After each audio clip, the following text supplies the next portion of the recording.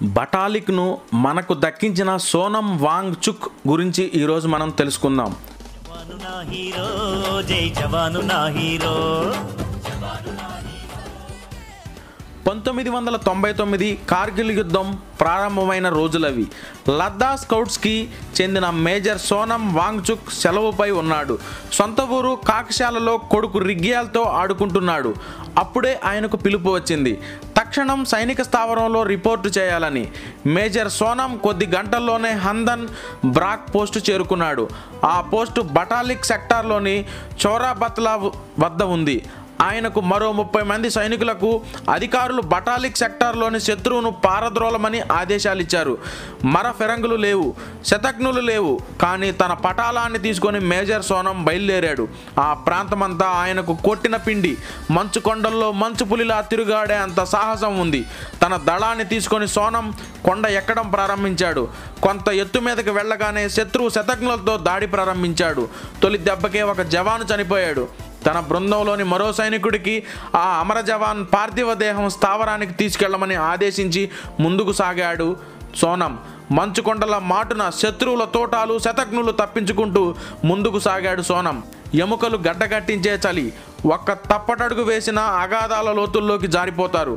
అంత ప్రమాదం ఉన్న సోనం ఆయన బృందం ముందుకే సాగింది. తమ వద్ద ఉన్న మందుగుండును పూర్తిగా ఖర్చు చేయకుండా సోనం శత్రువు కన్నా ఎత్తైన ప్రదేశానికి చేరుకొని తన దళంతో కొండరాలను కిందికి దొర్లించడం ప్రారంభించాడు. ఆ రాళ్లు శత్రువుల స్థావరంపై పడడంతో వారిలో గగ్గోలు మొదలైంది. అదే సమయంలో కొందరు శత్రువులు వీరి వైపు ఎగబ్రాకసాగారు. వారిపై మెరుపుదాడి చేశాడు సోనం. 4 చొరబాటుదారులు పిట్టల్లా రాలిపోయారు. వారి మెషిన్ గన్లు, మందుగుండు, ఆహార పదార్థాలు చేజిక్కించుకున్నాడు. ఆ మరుసటి రోజు శత్రువు లక్ష్యమైన చోర్బత్లా వద్దకు చేరుకున్నాడు సోనం. 18,000 అడుగుల ఎత్తున ఉన్న బటాలిక్ సెక్టార్ను తిరిగి కైవసం చేసుకున్నాడు. బటాలిక్ కొండల్లో కికి దేవతలదే విజయం అన్న లదాఖీ స్కౌట్స్ నినాదం మార్మోగింది. కార్గిల్ యుద్ధంలో మనం సాధించిన తొలి విజయం అది.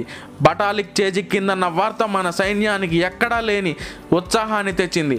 ఆ ఉత్సాహంతోనే మన సేనలు అన్ని చోట్ల శత్రువులను తరిమి ఆక్రమిత మాతృభూమిని విముక్తం చేసిన మువ్వెన్నెల జెండాను రెపరెపలాడించాయి. ఆ తరువాత వారం రోజుల పాటు కింద నుంచి సహాయం వచ్చే వరకు మంచుకొండల్లోనే సోనం ఆయన దళం పహారా కాశాయి. శత్రువు ఎన్ని రకాలుగా ప్రయత్నించినా బటాలిక్ను చేజిక్కించుకోలేకపోయాడు.